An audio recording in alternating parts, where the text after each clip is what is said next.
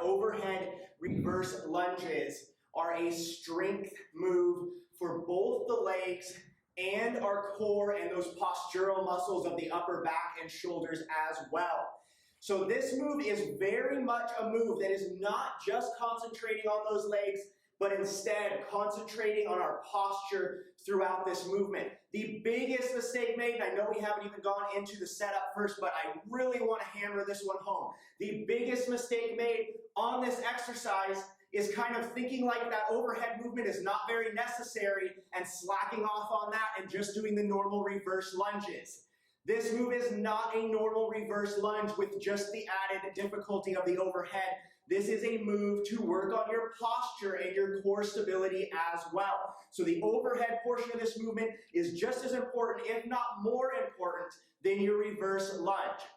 So let's get into setup first, and then I'll touch back again on those common mistakes. So setup for this, very similar to a normal reverse lunge, standing with feet about hip distance apart. You can practice this move without a weight first, and then you can add in that weight as you go. Those arms are going to be straight up overhead, not bent down here at our head, straight up overhead. Like I said, practice with no weight first, and then as you get more comfortable, you can hold a dumbbell or a kettlebell or a weight above your head.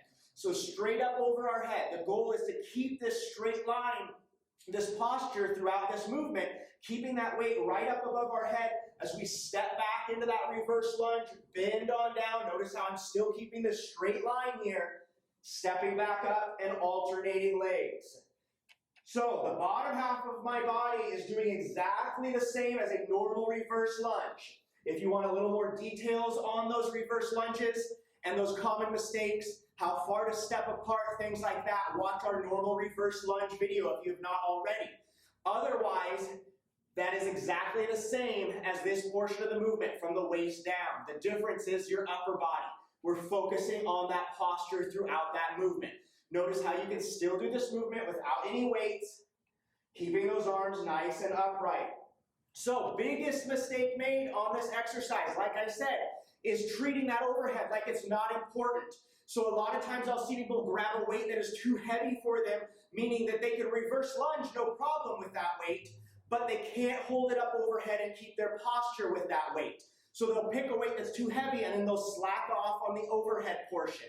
That is not what I want you to do. I want you to find a weight that is, you have the ability to keep it in that good position for the upper body, not a weight that is too heavy for the upper, but you can still do it with the legs. So let that upper movement kind of dictate how heavy of weight that you grab.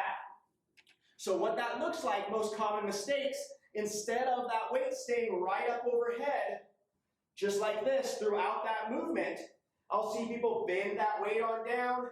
Those arms are bending, that weight's barely above their head, or I'll even see people drop it down under their shoulders and do reverse lunges like this.